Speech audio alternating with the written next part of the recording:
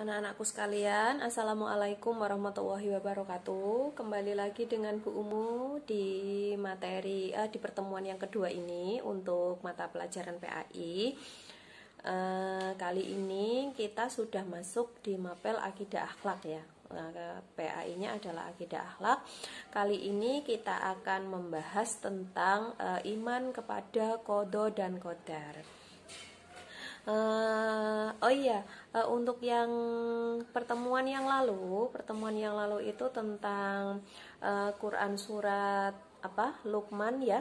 Quran surat Luqman ayat 13 dan 14 itu sebagian Bu Umu sudah mendapatkan kiriman video hafalan dari kalian, tetapi sebagian juga ada yang belum. Mohon untuk yang belum agar segera mengirimkan video kalian ke Bu Umu untuk Ibu nilai. Nah, kali ini kita akan belajar tentang iman kepada qada dan qadar. Bagaimana materinya? Nanti kita akan langsung saja ya melihat bagaimana atau apa itu iman kepada qada dan qadar. Materi kali ini tentang iman kepada qada dan qadar ya, bahwa yang namanya iman itu adalah percaya. Kalau iman kepada qada dan qadar itu artinya berarti kita percaya bahwa segala sesuatu yang terjadi itu merupakan ketetapan dari Allah Subhanahu wa taala. Kemudian perintah iman kepada qada dan qadar itu juga ada di dalam Quran surat Al-Hadid ya, Quran surat Al-Hadid ayat 22 sampai 23. Nanti kalian bisa catat ayatnya, kemudian kalian artikan ya di Al-Qur'an. Kemudian apa itu sebetulnya pengertian qada dan qadar? Jadi qada dan qadar itu sama-sama ketetapan Allah untuk seluruh makhluk ya, seluruh ketetapan Allah kepada seluruh makhluk. Jadi kalau kita sebagai umat muslim itu wajib meyakini adanya qada dan qadar. Kemudian untuk pengertian qada sendiri, qada itu adalah kehendak atau ketetapan Allah bagi setiap makhluk sebelum diciptakan yang akan menjadi kepastian hukum. Jadi qada itu sebuah ketetapan yang ketetapan Allah untuk makhluknya itu sebelum kita diciptakan. Jadi nasibnya kita itu sudah ditentukan oleh Allah. Itu namanya qada. Kemudian qadar adalah ketetapan Allah terhadap semua makhluk dalam kadar dan berbentuk tertentu sesuai dengan irodahnya. Maksudnya adalah qadar itu bisa berubah. Dengan apa? Dengan misalkan kita mau selalu meminta kepada Allah agar diberikan ini. Kita memintanya secara tulus ikhlas. Kemudian dengan sungguh-sungguh, dengan selalu setiap hari beribadah tanpa lelah. Nah, itu bisa itu yang dinamakan dengan qadar, seperti itu ya. Kemudian apa sih hubungannya antara qada dan qadar? Qada hubungan keduanya adalah qada itu ketentuan, hukum atau rencana Allah sejak zaman azali sebelum kita diciptakan. Sedangkan qadar adalah kenyataan dari ketentuan atau hukum Allah. Jadi ibaratnya hubungan antara qada dan qadar itu ibarat rencana dan perbuatan.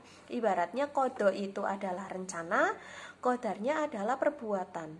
Kamu merencanakan hari ini akan berangkat ke sekolah. Saya punya niatan akan berangkat sekolah hari ini jam 7. Tetapi ternyata kamu pergi ke sekolahnya 7:30. Artinya rencana kamu itu dinamakan qada dan kamu berangkat 7:30 itu dinamakan dengan qadar, seperti itu. Ya. Kemudian ada hikmah beriman kepada qada dan qadar. Hikmah yang pertama itu melahirkan kesadaran dalam diri bahwa segala sesuatu alam ini berjalan sesuai dengan undang-undang aturan hukum yang telah ditetapkan secara pasti oleh Allah.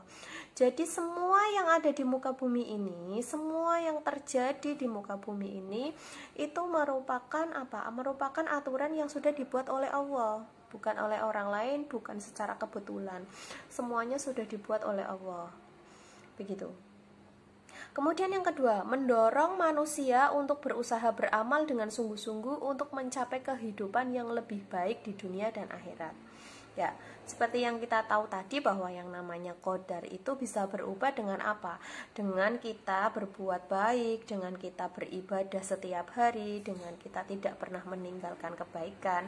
Nah, itu tujuannya untuk apa?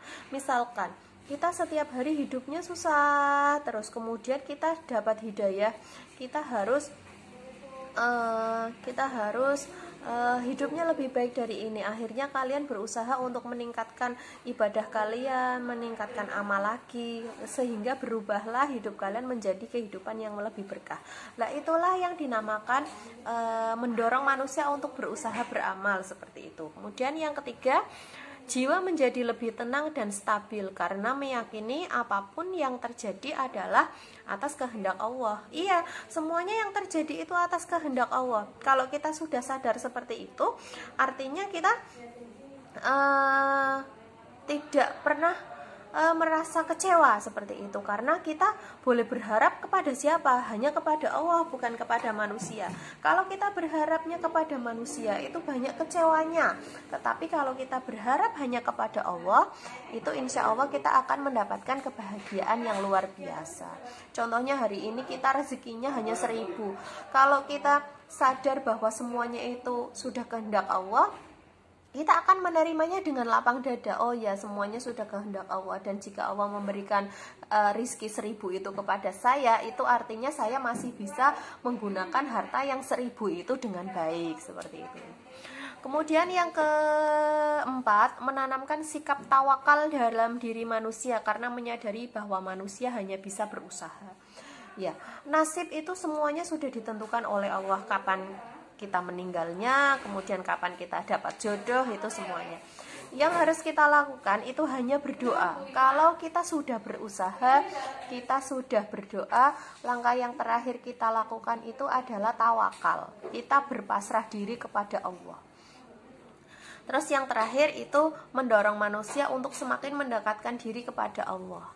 Ya, karena semua itu berasal dari Allah, kemudian sehingga menjadikan kita untuk apa?